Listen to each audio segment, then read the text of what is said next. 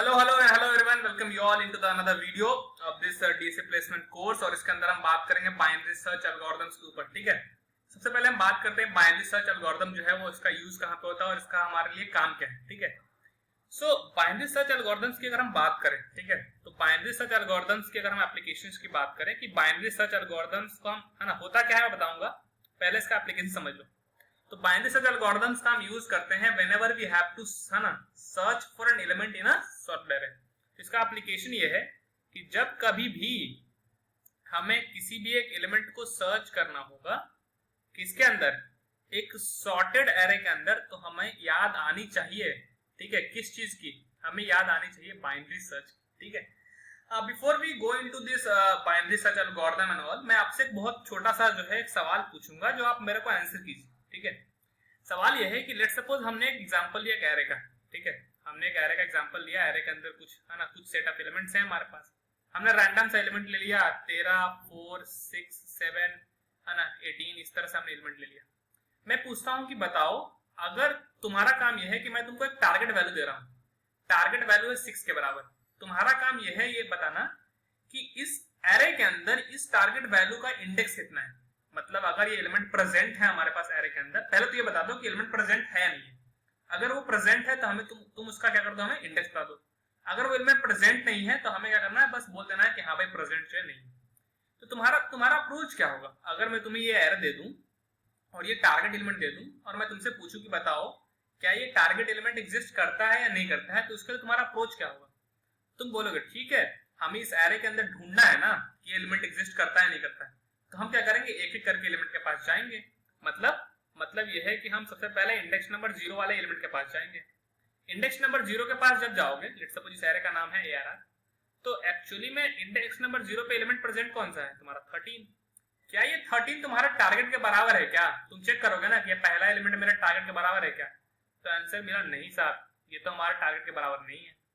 अच्छा जी, तो क्या तुम अपना सर्च यहाँ पे रुक दोगे, आंसर है नहीं, हमारे पास एरे के अंदर और भी एलिमेंट्स हैं, ऐसा हो सकता है कि हमारा टारगेट जो है वो बाकी सारे एलिमेंट्स में से कोई मैच कर जाए।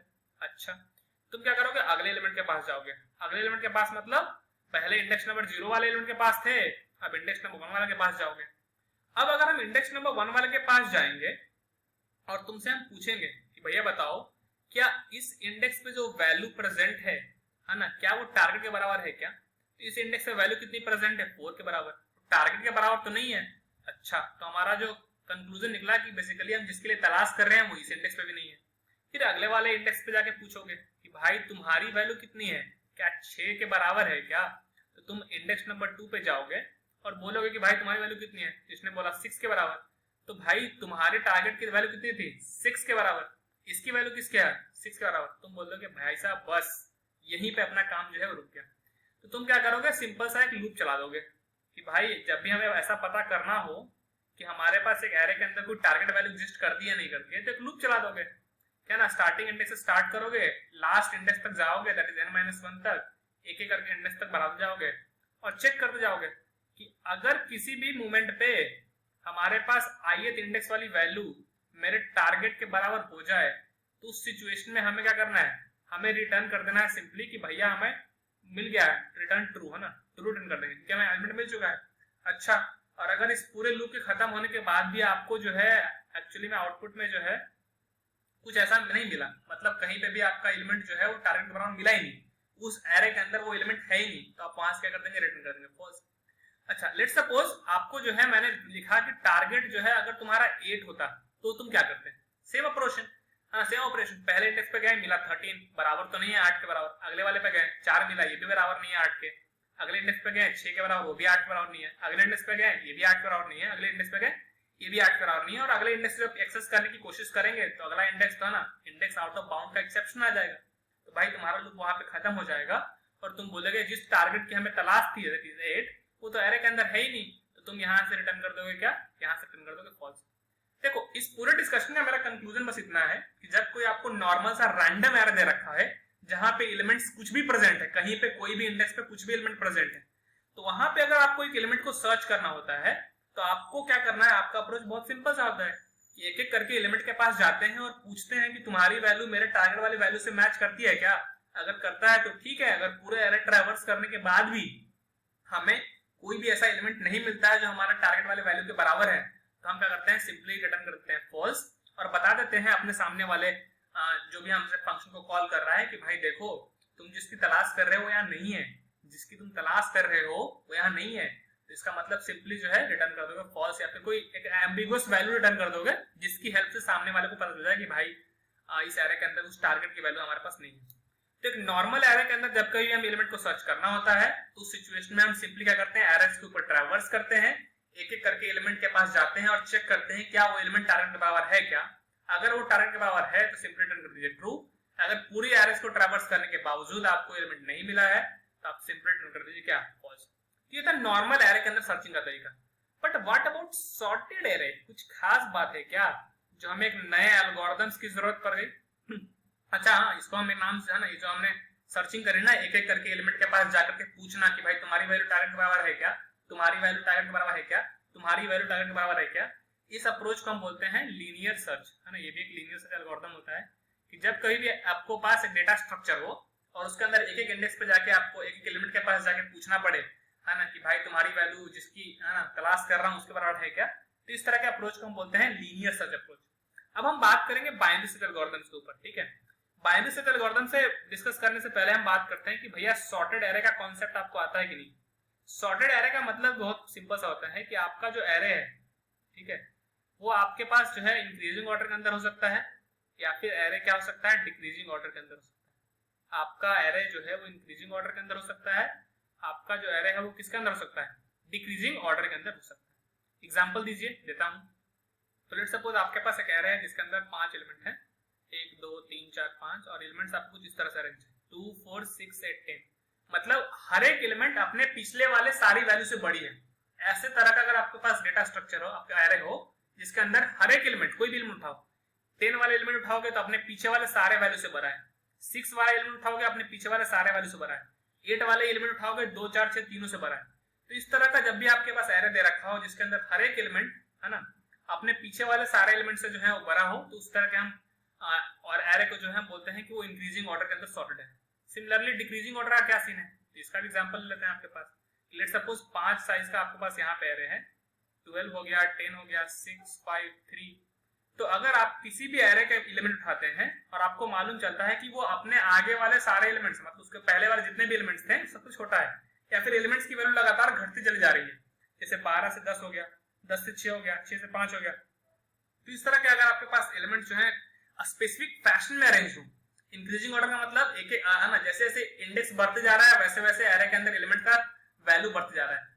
डिक्रीजिंग ऑर्डर का मतलब क्या है कि जैसे जैसे एलिमेंट जो है ना, जैसे जैसे इंडेक्स की वैल्यू बढ़ती जा रही है वैसे वैसे एलिमेंट की वैल्यू घटती जा रही है। तो बेसिकली ये बेसिक सा कॉन्सेप्ट होता है इंक्रीजिंग ऑर्डर और डिक्रीजिंग ऑर्डर का। अब हम आते हैं मेन कॉन्सेप्ट के ऊपर कि कैसे हम, अगर हमें एलिमेंट सर्च करना हो, है ना, अगर हमें एलिमेंट एक क्या करना हो, सर्च करना हो सॉर्टेड एरे के अंदर, तो कैसे हम बाइनरी सर्च एल्गोरिथम का अप्लाई करते हैं, बाइनरी सर्च एल्गोरिथम है क्या, उसके ऊपर डिस्कशन करते हैं, ठीक है। तो searching of an element in a sorted array, ठीक है। तो उसके लिए हम क्या करने वाले हैं, एक एग्जांपल लेने वाले हैं, ठीक है।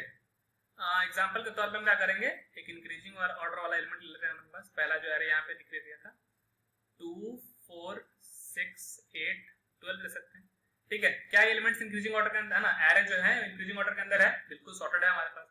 इंडेक्स नंबर 0 1 2 3 4 ये हमारे पास है। बाइनरी सर्च एल्गोरिथम क्या करता है, देखो तुम्हें मालूम है इस बार, तुम्हें इस बार एक चीज मालूम है कि तुम्हारे एलिमेंट्स एक स्पेसिफिक फैशन के अंदर अरेंज्ड है।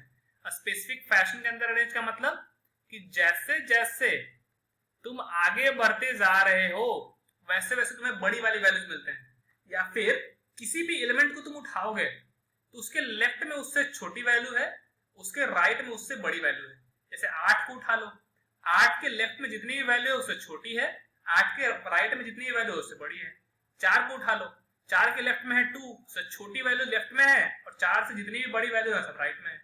तो बेसिकली जब भी हम इंक्रीजिंग ऑर्डर की बात करते हैं ना, तो इंक्रीजिंग ऑर्डर के अंदर एक खास बात है। खास बात क्या है कि जब भी इस तरह का एरे हमारे दिया आता है तो इसके अंदर खास बात ये है भाई कि बेसिकली कोई भी एलिमेंट को अगर उठाओगे तुम तो उसके लेफ्ट में उससे छोटी वैल्यू है, उसके राइट में उससे क्या है, बड़ी वाली वैल्यू है। अच्छा जी, तो बाइनरी सर्च एल्गोरिथम अप्लाई कैसे कर सकते हैं, उसको समझने के लिए क्या करते हैं, एक टारगेट एलिमेंट लेते हैं। जैसे पिछले वाले केस के अंदर हमारा मान लो इस बार हम ढूंढना चाहते हैं किसको, 4 को। अगर हम टारगेट करना चाहते हैं 4 को, तो अप्रोच क्या होता है कि हम 2 पॉइंटर अप्रोच यहाँ पे यूज करते हैं। कि हम क्या करते हैं, एक स्टार्टिंग इंडेक्स नाम का वेरिएबल बनाते हैं, एक इंडेक्स एंडिंग इंडेक्स नाम का वेरिएबल बनाते हैं। स्टार्टिंग इंडेक्स पॉइंट करता है पहले वाले एलिमेंट को, दैट इज इंडेक्स नंबर 0 को, ठीक है। 0 1 2 3 4 इंडेक्सिंग कर लिया। एंडिंग इंडेक्स पॉइंट करता है लास्ट वाले इंडेक्स वाले एलिमेंट को। हम क्या करते हैं, पहले हम मिडिल एलिमेंट निकालते हैं। समझ में आ रहा कॉन्सेप्ट क्या है? कॉन्सेप्ट ये है कि 2 पॉइंटर पहले तुम डिक्लेयर करो। वो 2 पॉइंटर कौन कौन से होंगे? एक होगा हमारा स्टार्टिंग इंडेक्स, एक होगा हमारा एंडिंग इंडेक्स। तुम स्टार्ट, इन, लेफ्ट, राइट जो मन कर तुम्हारा लिख सकता है। पहला वाला पॉइंटर पॉइंट कर रहा होगा स्टार्टिंग इंडेक्स को, दैट इज 0। दूसरा वाला pointer n-1 index, that is last element को पॉइंट कर रहा होगा, जो इस केस में कितना है, इंडेक्स 4 है। सबसे पहले हम निकालते हैं मिडिल इंडेक्स। मिडिल इंडेक्स कैसे निकालेंगे? Start plus ending index divide by 2 कर दो, ठीक है।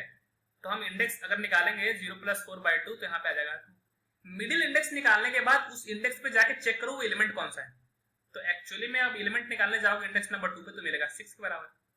अब जैसे ही तुमने मिडिल निकाल लिया ना, तुम टारगेट को कंपेयर कर लो।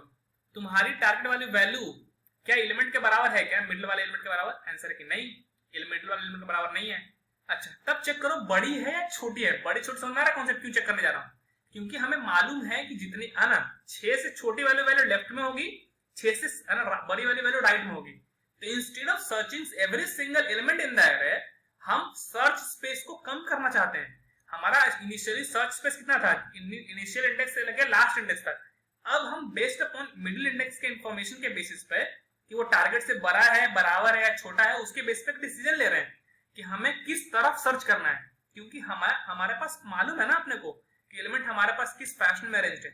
Since we know how the elements are arranged in the array, तो हम उस पर्टिकुलर इंफॉर्मेशन का फायदा उठाते हैं बाइनरी सर्च के अंदर।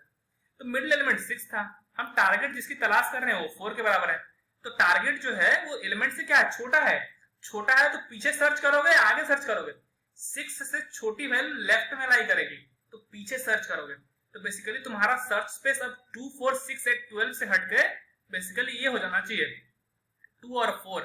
और अब तुम्हारा स्टार्टिंग इंडेक्स तो पहले स्टार्टिंग में भी 0 था, अभी भी 0 रहेगा। एंडिंग इंडेक्स अपडेट हो जाएगा, कितना हो जाएगा, मिड -1 होगा।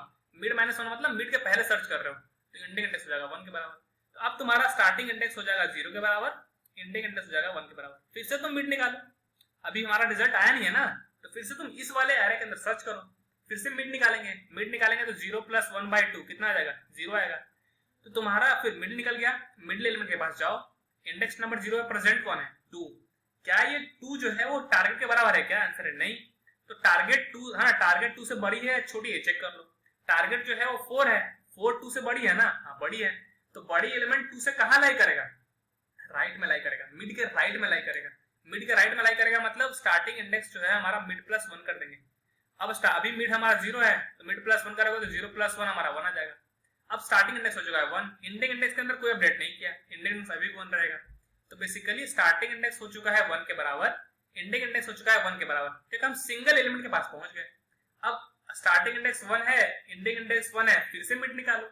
मिड निकालोगे तो 1 + 1/2 2/2 आ जाएगा 1 के बराबर। तो बेसिकली मिड आ जाएगा तुम्हारा 1 के बराबर। तो मिड के पास आके चेक करोगे क्या वो वैल्यू हमारे टारगेट के बराबर है क्या? आंसर है कि हाँ सॉरी, वो टारगेट के बराबर है। And since that element is equal to target, तो उसका इंडेक्स तुम रिटर्न कर देना। इंडेक्स रिटर्न कर देंगे, रिटर्न कर देंगे 1 के बराबर। अच्छा, तो basically binary search algorithm simple सा कॉन्सेप्ट है। सिंपल सा कॉन्सेप्ट ये है कि जब भी आपको एक सॉर्टेड एरे दे रखा होगा और आपको एक एलिमेंट को सर्च करना होगा, तो उस सिचुएशन के अंदर हम क्या करेंगे, बाइनरी सर्च एल्गोरिथम का हम क्या करेंगे, यूज करेंगे। तो आइए इसको हम जीएफजी के ऊपर एक सवाल है जो कि बहुत सारे कंपनीज के अंदर जो है पूछे जाते हैं, उसको एल्गोरिथम्स को जो है क्या करते हैं, सॉल्व कर लेते हैं। ठीक है, जीएफजी डीएसए हम यहाँ पे सर्च करते हैं बाइनरी सर्च। ठीक है, तो बाइनरी सर्च के चलते हैं। मैंने इसको क्वेश्चन को ऑलरेडी बहुत बार सॉल्व कर रखा है। ठीक है, आपको जो है ऑफ कोर्स सॉल्व करना चाहिए। ठीक है, तो क्वेश्चन काफी सिंपल सा है कि given a sort the array ARR और आपको एक इंटीजर के दे रखा है। आपका काम यह है कि बेसिकली आपको काम यह है कि पोजीशन फाइंड करना है at which k is present in the array using binary search। ठीक है, तो आपको एक इंटीजर वैल्यू दे रखी है k, आपके पास एक एरे है, तो कैसे फाइंड करेंगे? सिंपल सा बात है कि आप एक स्टार्टिंग इंडेक्स बनाएंगे, इसको स्टार्ट करेंगे 0 के साथ, एक एंडिंग इंडेक्स बनाएंगे जिसको स्टार्ट करेंगे जो भी एरे का लेंथ है उसके साथ -1। ठीक है, आप क्या करेंगे, लूप चलाएंगे जब तक हमारा स्टार्टिंग इंडेक्स जो है वो less than equal to ending index है, तब तक क्या करना है, चेक करना है। सबसे पहले मिड निकालना है, मिड निकाल लो। मिड आया कैसे, starting index plus ending index. ठीक है, इसको क्या करेंगे, डिवाइड बाय 2 करेंगे। Starting index plus ending index divide by 2 करेंगे, ठीक है। Starting index plus ending index divide by 2 कर दिया। अब हमारे पास मिड की वैल्यू आ चुकी है। हमने स्टार्टिंग इंडेक्स को 0 से इनिशियलाइज किया, एंडिंग इंडेक्स को लास्ट से इनिशियलाइज किया। इससे और अच्छे तरीके से कर सकते हैं कि मान लो एक n पॉइंटर एक वेरिएबल बना लिया, उसके अंदर एरे का लेंथ को स्टोर करा दिया, ठीक। अब एंडिंग इंडेक्स को हम लिख सकते हैं n-1 के बराबर, क्योंकि लास्ट इंडेक्स को क्या कर रहा है, पॉइंट कर रहा है ना। अब देखो हमारा लूप चलेगा कि जब तक starting index less than equal to ending index है तब तक तुम क्या करो, हर बार मिड निकालो। मिड निकाल लिया। अच्छा, मिड निकालने के लिए एक और तरीका होता है। एक तरीका तो ये है कि तुम starting index plus ending index bye 2 निकाल लो। कभी कभी क्या होता है ना, स्टार्टिंग इंडेक्स यानी कि जो पॉइंटर है उसकी वैल्यू भी बड़ी होती है, एंडिंग इंडेक्स जो पॉइंटर है उसकी वैल्यू भी बड़ी हो जाती है। तो कभी कभी जब starting index plus ending index निकालोगे ना, तो उसकी जो वैल्यू आएगी वो बेसिकली ये इंट वाला जो रेंज है उससे बाहर चला जाता है। तो उससे बचने के लिए, ओवरफ्लो से बचने के लिए हमारे पास इसी चीज को लिखने का दूसरा तरीका है कि starting index plus ending index minus starting index divide by हम कर देंगे 2। अल्टीमेटली चीजें सेम है, क्योंकि starting index plus ending index bye 2 minus starting index bye 2। तो starting index minus starting index bye 2 करोगे तो स्टार्टिंग इंडेक्स बाय 2 आ जाएगा, प्लस एंडिंग इंडेक्स बाय 2 आ जाएगा, है ना। कुछ नहीं है, बेसिकली मिड निकालने के दो तरीके होते हैं। ओवरफ्लो से बचने के लिए हमने ये वाला अप्रोच जो है यूज करते हैं। मिड निकालने के बाद क्या काम करना है, मिडिल एलिमेंट से कंपेयर करना है कि हमारा टारगेट बड़ा है, छोटा है या बराबर है। सबसे पहले हम चेक करेंगे कि क्या इस एरे के अंदर मिडिल इंडेक्स पे जो वैल्यू है, that is array of mid, क्या हमारा टारगेट के बराबर है। क्या टारगेट कितना है, इसके केस में k है। अगर टारगेट के बराबर है तो उस सिचुएशन में उस इंडेक्स को रिटर्न कर दो। तो उस इंडेक्स को रिटर्न करना मतलब मिड को रिटर्न कर दो। अच्छा जी, अगर ऐसा नहीं हुआ, मतलब तुम्हारा जो मिड है वो टारगेट के बराबर नहीं हुआ, तो तुम चेक करोगे तुम्हारा टारगेट मिड से बड़ा है क्या। तो k क्या मिड से बड़ा है क्या, मिड से बड़ा मतलब मिडिल वैल्यू से बड़ा है क्या। अगर वो बड़ा है तो तुम क्या करोगे, बड़े वाले एलिमेंट्स जो है वो राइट हाफ में लाई कर रहे हैं, बड़े वाले एलिमेंट्स राइट हाफ में लाई करेंगे। तो स्टार्टिंग इंडेक्स को 0 से मूव करके हम मिड प्लस 1 पे लेके चले जाएंगे साहब। स्टार्टिंग इंडेक्स चला जाएगा मिड प्लस 1 के बराबर, है कि नहीं। अच्छा, तीसरा केस क्या हो सकता है, एल्स वाला केस जो है वो ये है कि आपका टारगेट मिडिल वाले वैल्यू से छोटा हो जाए। बराबर वाला हमने चेक कर लिया यहाँ पे, है ना, इस वाले केस के अंदर बड़ा वाला चेक कर लिया। टारगेट अगर छोटा है तो छोटा है मतलब मिडिल के लेफ्ट में सर्च करो, मिडिल के लेफ्ट में सर्च करो मतलब एंडिंग इंडेक्स को कर दो अपडेट और बना दो मिड माइनस 1 के बराबर। ये लूप हमारा चलते रहेगा चलते रहेगा चलते रहेगा, है ना। अगर हमारा किसी भी मोमेंट पे हमें वो एलिमेंट मिल जाएगा तो ये वाली अंदर वाली कंडीशन ट्रू होनी ही होनी है। अब ये मैं दिखाऊंगा कैसे वो काम चलता है, तो मिड रिटर्न हो जाएगा। लेकिन even after traversing the whole, है ना, एरे, मतलब पूरा काम धंधा हो जाने के बाद भी अगर हमारा एरे के अंदर जो है एलिमेंट हमें नहीं मिला तो उस सिचुएशन में हम सिंपली क्या कर देंगे, रिटर्न कर देंगे -1, जिससे हमारे पास, है ना, इस केस के अंदर उन्होंने बोला भी था कि -1 रिटर्न कर दो। जैसे यहाँ पे एक टेस्ट कैसे सकते हो, ये के जो है तुम्हारा टारगेट दे रखा है 445 और ये तुम्हारा एरे दे रखा है 11, 22, 33, 24, 55। इसके अंदर तो ऑफकोर्स ये टारगेट है ही नहीं, तो नहीं है तो -1 रिटर्न करना है। यहाँ से हमने देख लिया। अच्छा, बाइनरी सर्च एल्गोरिथम्स के अंदर हमने ये कॉन्सेप्ट लिख दिया। अब कंपाइल करते हैं, रन करते हैं, देखते हैं हमारे टेस्ट केसेस रन होते हैं क्या। ठीक है, waiting for the test case to run, है ना। टेस्ट केस रन हो गया, सबमिट करते हैं। ठीक है, ये टेस्ट केसेस आपको दिख रहे होंगे यहाँ पे। ठीक है, तो और पूरा जो है टेक्स्ट पेज, है ना, सारे जो है हमारे पास रन होकर के आ चुका है। ठीक है ना, आते हैं थोड़ा सा डिस्कशन करते हैं इसके टाइम कॉम्प्लेक्सिटी के ऊपर, है ना। अब हम क्या करेंगे, बाइनरी सर्च के टाइम कॉम्प्लेक्सिटी के ऊपर हम डिस्कशन थोड़ा सा करेंगे। ठीक है, तो टाइम कॉम्प्लेक्सिटी क्या होगा। ठीक है, तो अगर आप बाइनरी सर्च एल्गोरिथम्स को ठीक से समझ पाए, ठीक है, तो इसके अंदर हो क्या रहा है, उसके अंदर हो क्या रहा है, मैं आपको थोड़ा ट्राई करके दिखाता हूँ। जैसे एग्जांपल्स के लिए 8-9 एलिमेंट का हम एरे लेते हैं, 8-9 एलिमेंट का एरे लेते हैं, 1 2 3 4 5 6 7, इस तरह से एलिमेंट ले लिया हमने। ठीक, अब इसके अंदर एलिमेंट को हम थोड़ा क्या करते हैं, फिल करते हैं। एक इंक्रीजिंग ऑर्डर वाला हम एक सॉर्टेड एरे लेते हैं, क्योंकि तुम्हें मालूम है ना कि हम बाइनरी सर्च एल्गोरिथम अप्लाई करते हैं सॉर्टेड एरे के ऊपर। तो हम डिक्रीजिंग ऑर्डर वाला ले सकते हैं। पहले इंक्रीजिंग वाला लेते हैं, 2 4 6 8 10 12 14 16 और 18। लेट्स सपोज किसी ने हमें टारगेट दे रखा है, किसके बराबर टारगेट दे रखा है, 16 के बराबर। ठीक, और हमें इसको ढूंढना है, तो हमें मालूम है कि एरे कैसा है, सॉर्टेड। तो हम क्या करेंगे, 2 पॉइंटर के साथ शुरू करेंगे। स्टार्टिंग इंडेक्स पॉइंट कर रहा होगा 0 को, एंडिंग इंडेक्स पॉइंट कर रहा होगा किसको, तो एरे का साइज देख लो, 0 1 2 3 4 5 6 7 8 9 साइज कह रहा है, लास्ट इंडेक्स है 8। तो स्टार्टिंग इंडेक्स 0 होगा, एंडिंग इंडेक्स 8 होगा। सबसे पहले क्या निकालोगे, मिड निकालोगे। मिड निकाल लो, 0 + 8/2 करोगे, starting index plus ending index divide by 2। ठीक है, तो 8/2 करोगे कितना आ जाएगा, 4। अब मिड इंडेक्स पे वैल्यू कितनी है, तो हमें आएगा एरे ऑफ मिड से। तो इंडेक्स नंबर 4 पे वैल्यू कितनी है, 10। तो इंडेक्स नंबर 4 पे वैल्यू है 10। अब कंपेयर करो, क्या तुम्हारा टारगेट मिड के बराबर है क्या? मिड 10 है, टारगेट 16 है। नहीं, टारगेट जो है हमारा मिड के बराबर तो नहीं है। तो हमने क्या किया, 3 केसेस चेक करने हर एक लेवल पे कि टारगेट क्या मिड के बराबर है क्या? आंसर है कि नहीं, ये तो नहीं हुआ। अगर टारगेट मिड के बराबर नहीं है तो चेक करो क्या तुम्हारा टारगेट मिड से बड़ा है क्या? टारगेट मिड मतलब मिडिल वैल्यू की बात कर रहा हूं मैं, नोटेशन लिख देता हूं, एरे ऑफ मिड।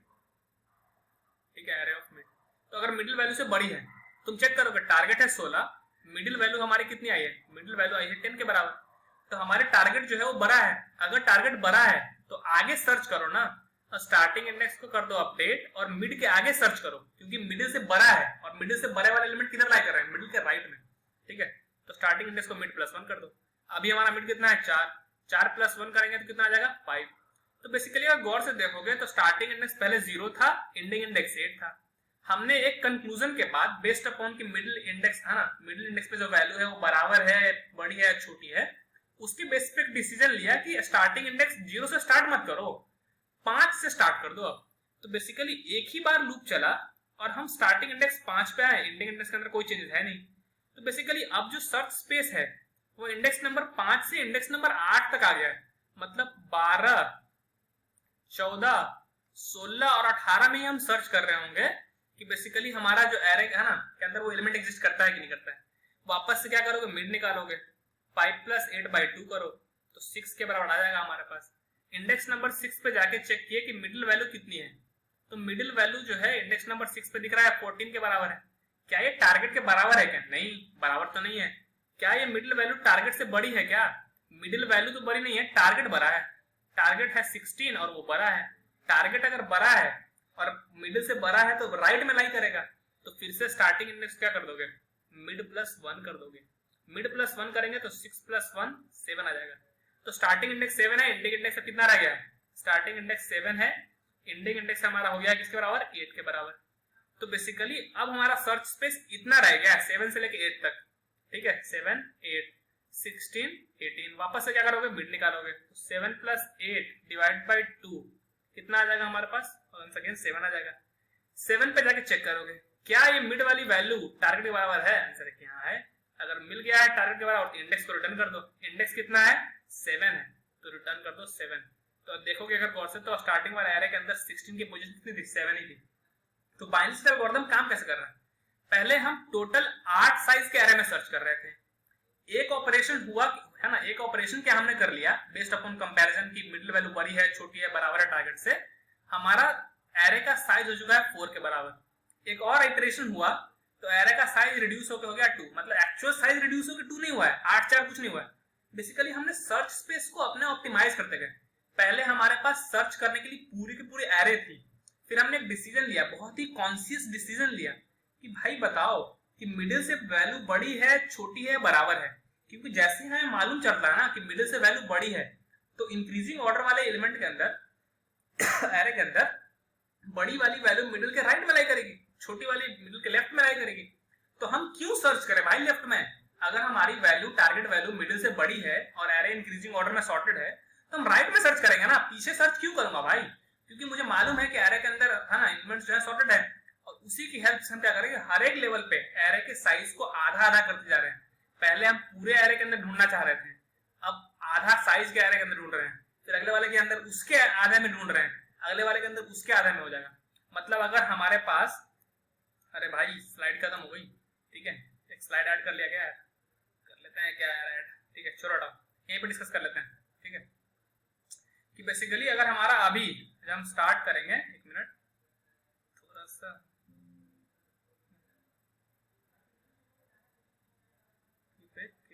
ऐड कर ही लेता हूँ यार, ठीक है।